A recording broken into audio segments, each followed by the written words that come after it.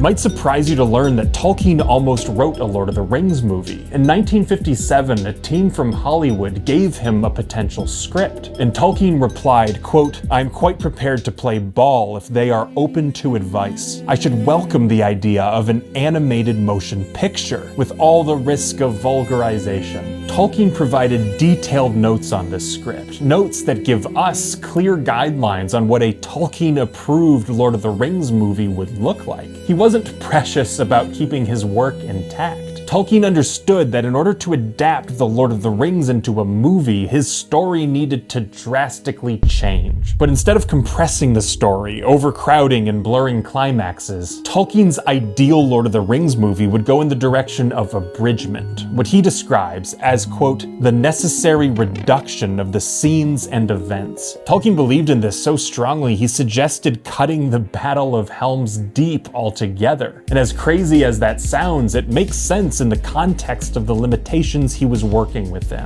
Due to the state of the film industry in the 1950s, and his books not being nearly as popular as they are now, The Lord of the Rings needed to be one movie, not three. This context explains some of his more brutal suggestions about how to restructure the story. Tolkien's guiding principle, the note that he repeats more than any other, is that the events in the film must not anticipate each other. What he means is this. Since this movie would include every battle in The Lord of the Rings, Tolkien said that cutting Helm's Deep would have, quote, "this additional gain that we are going to have a big battle of the Pelennor Fields, of which as much should be made as possible. But battles tend to be too similar. The big one would gain by having no competitor. Helm's Deep is incidental to the main story." In order for the rest of Tolkien's guidelines to make sense, we need to understand the poor quality of the script Tolkien received. You might be familiar with Ralph Bakshi's notoriously questionable cartoon Lord of the Rings movie. There is an inn, a merry old inn, beneath an old grey hill, and there the... According to Tolkien scholar Brian Roseberry, this script that Tolkien received would have made Bakshi's film look incredibly faithful. Among other changes, this script written by someone named Morton Grady Zimmerman manages to both delete Mount Doom from the story and use the eagles to fly characters around so much that Tolkien compares them to helicopters, saying, quote, "People galloping about on eagles at the least provocation reduces their dramatic impact when appearing at the end of the story." Showing immense restraint, Tolkien didn't simply take this script and cast it into the fire! Destroy it! No. Instead, he constructively criticized the draft with a, quote, "length and detail that will, I hope, give evidence of my interest." We do see Tolkien's emotions in rare moments, like when he says, "The screenwriter may think he knows more about Balrogs than I do, but he cannot expect me to agree with him."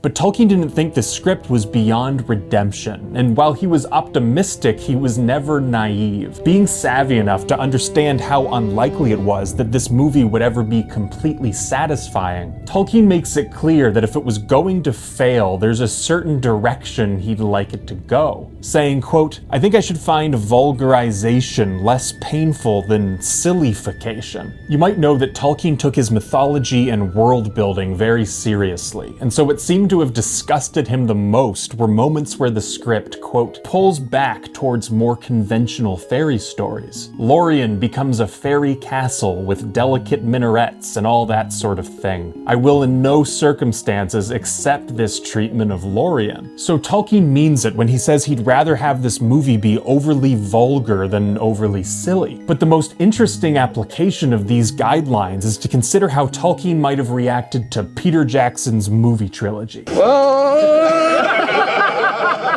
The common belief that he would have found them completely unacceptable is challenged by his statement that even this bonkers script with eagle helicopters is, quote, "not irredeemable." Since Tolkien accepts removing large events like Helm's Deep, he'd probably approve of how Jackson cut things like Tom Bombadil and even the Scouring of the Shire. Tolkien's son and literary protector, Christopher, criticized how the films, quote, eviscerated the book by turning it into an action movie for young people aged 15 to 25. And while it's safe to assume his father would have disliked the movie's emphasis on fight scenes, we have evidence to think he'd at least have preferred how it vulgarizes the story instead of making it silly. But I think the most important piece of evidence to suggest Tolkien might have been more accepting of the movie trilogy than we might have expected is that he gives his blessing for a Lord of the Rings movie to deviate from his books so long as it has practical or artistic object. Tolkien doesn't object to changes as much as he objects to meaningless changes that are, quote, too frequent to give me pleasure or satisfaction. And whether or not you like Peter Jackson's interpretation of The Lord of the Rings, I think we can agree that most of his changes are motivated by an artistic intention.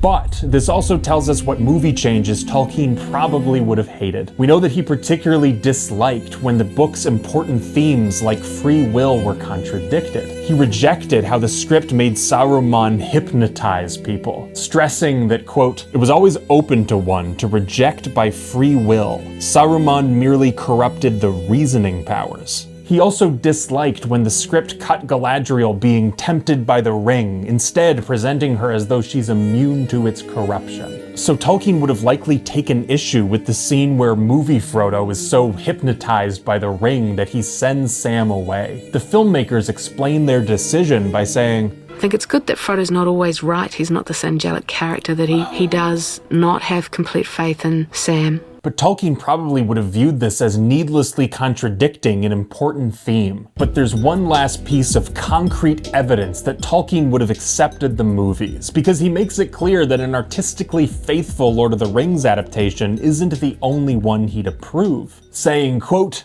quite crudely, displeasing the author requires a cash equivalent. Only the prospect of a very large financial profit would make me swallow some of the things in this script. We have agreed on our policy, art or cash. Either very profitable terms indeed. Thanks for watching. Consider subscribing for more.